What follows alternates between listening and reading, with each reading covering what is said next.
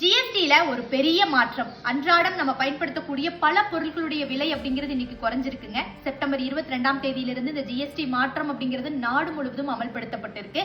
இவ்வளோ பெரிய மாற்றத்தை இந்தியாவுக்கு கொண்டு வருவதற்கு காரணமாக மத்திய அரசு ரொம்ப முக்கியமான விஷயத்த மையக்கருத்தா சொல்லியிருக்கிறாங்க. நம்ம நாட்டில் தயாரிக்கக்கூடிய பொருட்களுக்கு நம்ம முக்கியத்துவம் கொடுக்கணும். நம்மளுடைய பிராண்ட் மேக் இன் இந்தியா. நம்ம பொருளுக்கு நம்ம முக்கியத்துவம் கொடுத்தோம் அப்படின்னா நம்மளுடைய வளர்ச்சி அப்படிங்கிறது அதீதமாக இருக்கும் அப்படிங்கறதா இதற்கான ஒரு முக்கியமான கருத்துங்க.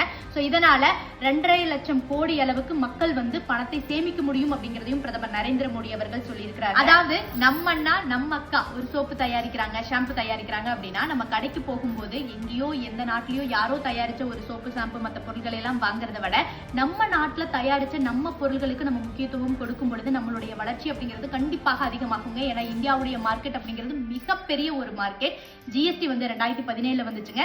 ஜிஎஸ்டி பிஃபோர் ஜிஎஸ்டி ஆஃப்டர் ஜிஎஸ்டின்னு பிரிச்சிடலாம். ஜிஎஸ்டி வந்ததுக்கு அப்புறம் மக்கள் பணம் எந்த இடத்திலும் ஏமாற்றப்படுறது கிடையாது. காரணம் எல்லாமே லீகல் ஆயிருது. இந்த இடத்துல கருப்பு பண புழக்கம் அப்படிங்கிறது கிடையாது, சிஸ்டமைஸ் ஆயிருதுங்க. அதனால ஜிஎஸ்டி கட்டக்கூடிய மக்களுடைய எண்ணிக்கையும் அதிகமாயிருக்கு.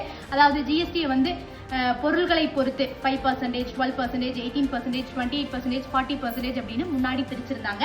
இப்ப இதெல்லாம் அப்படியே சார்ட் அவுட் பண்ணி 5%, 18%, 40% இருக்கு. 40% ரொம்ப லக்ஸூரி ஐட்டம்ஸ்க்கு, அதாவது உடலுக்கு தீங்கு விளைவிக்கக்கூடிய பொருட்களுக்கும் தான் அந்த ஒரு பர்சன்டேஜ் டாக்ஸுங்க. மீதி எல்லாமே குறைச்சிருக்கு. சில பொருட்களுக்கு ஜிஎஸ்டி இல்லாமையே இருக்குங்க.